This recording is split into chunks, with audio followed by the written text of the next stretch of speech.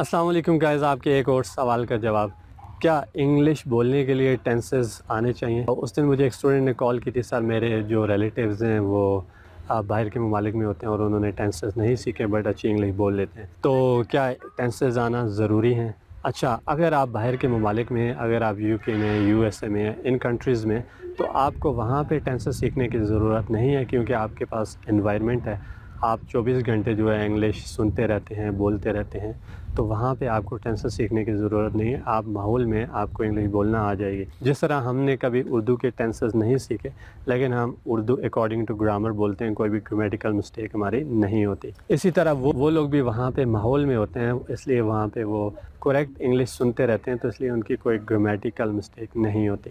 تو ماحول میں ہونا اور بات ہے اور الگ سے سیکھنا اور بات ہے۔ ہم پاکستان میں ہمارے پاس یہاں پہ ماحول تو ہوتا نہیں، کیونکہ ہم 24 گھنٹے جو ہے اردو بولتے ہیں یا پنجابی بولتے ہیں یا ہندکو بولتے ہیں یا پشتو بولتے ہیں، تو آئی تھنک 15 to 20 منٹس کبھی ایسا ہو جاتا ہے کہ ہم انگلش بولتے ہوں۔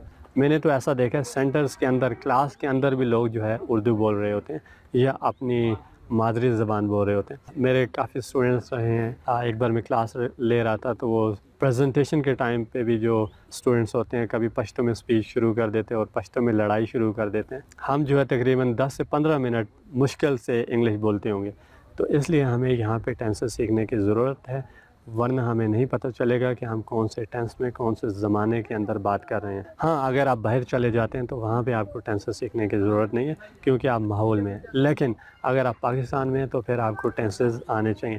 ٹینسز سیکھنا کوئی مشکل نہیں ہے، آسان سا کام ہے۔ میں نے اس پہ سارے کے سارے لیکچرز بنائے ہوئے ہیں، present simple, past simple, future simple, سارے کے سارے ٹینسز پہ میری ویڈیوز ہیں، آپ دیکھیں اور آپ چند دنوں میں سارے کے سارے ٹینسز ڈیٹیل کے ساتھ سیکھ سکتے ہیں۔ یہ کوئی مشکل کام نہیں ہے۔ یہاں پہ ہمیں ٹینسز سیکھنے کی ضرورت ہے۔ اگر آپ باہر چلے جاتے ہیں، اگر آپ ان ممالک میں ہیں تو پھر میرے خیال میں یہ کوئی آپ کے لیے مسئلہ نہیں ہوگا۔